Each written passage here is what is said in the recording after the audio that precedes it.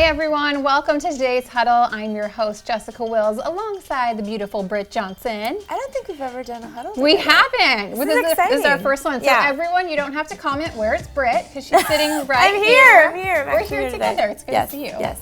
Good to be on the show with you today. Yes, I agree. We have some good topics, yeah? Yeah, Okay. we do. We have some good stuff. So let's get into the first thing. Kawhi Leonard, and where will he be next season? This has kind of been an ongoing drama with the Spurs.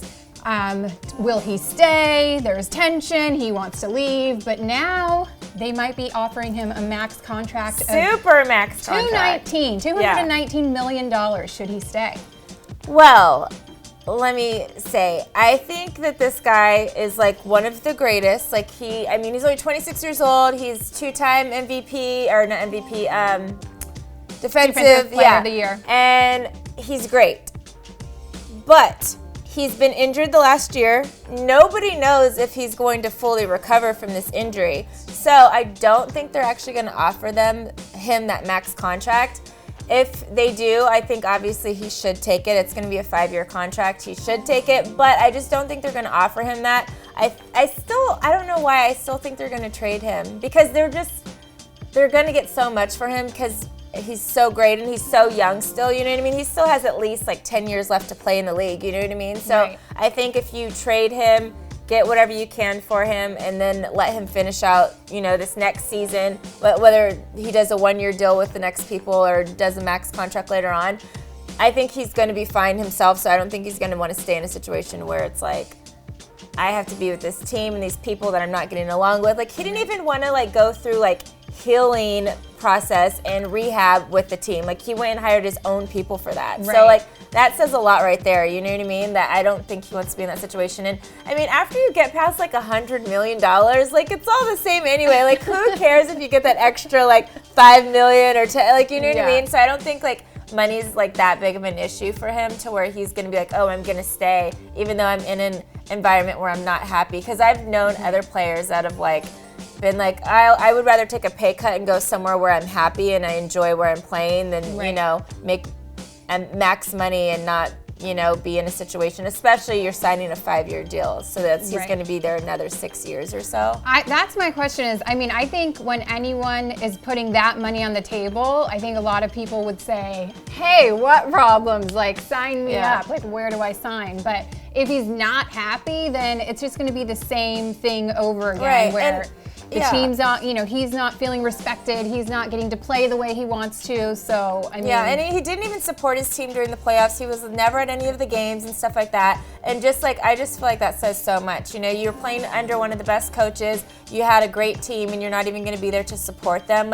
Even if you did come back in, after that time, people aren't going to want to play with you and work with you, you know what I mean? And if the Spurs are offering him $219 million, I'm sure the next offer from another team's not going to be too far behind that number anyway. Right. I think he'll get something great no matter what he decides to do. Yeah. So we'll be looking out to see what he does decide, and it'll be interesting to see if you can leave that number. If he gets that number, if he could leave it on the table to go pursue playing with another team. But we'll see. We will see. All right, moving on. So LeVar Ball, his JBA program is about to start this summer. They just released that tickets for that are going for $100. Is this ridiculous? No, absolutely not. He's wanting to compete against an organization like the NCAA and trying to get players to join his league instead of playing NCAA. NCAA tickets are $300, $400, $500 for games sometimes. I literally went to March Madness. I usually go every year, but tickets for that for the day are $400 to $500. So I'm and the $100 tickets are obviously the best seats. The tickets start at $35 to $100. So it's if you want to be in a situation to play with the big dogs and then have these players have opportunities to make money, then you need to charge something for the tickets, and you need to make it I think when people see that it's something that's oh, it's this much money, so it must be cool, so I got to pay the money to go.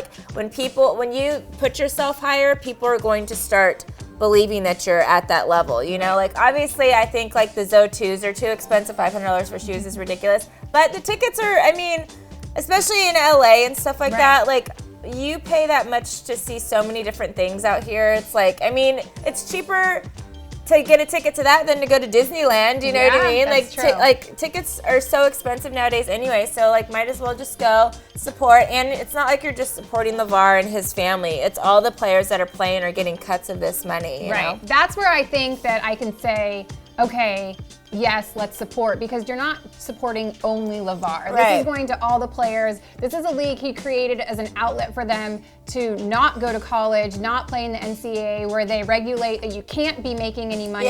So it's an alternative, and I can support getting behind players who are just trying to, you know, go a different route, like do a different hustle and still work on themselves, work on their game. Their ultimate goal is to get to the NBA. That's what college players want as well, but they're restricted by making money, having endorsements. Well, the NCAA is making all this money. At least we know in this instance the money's going back to the kids. So the first games are actually in Ontario, California. That's where the LA team is playing, which is not that far from here. I feel like I think we're going. Yes, I think we should do like a Huddle host outing and down. go support. I'm down. Get some pictures with the Ball family. So like Fumble owners, you guys are gonna write this off for us, okay? Yes, we'll be submitting our receipt. Yeah.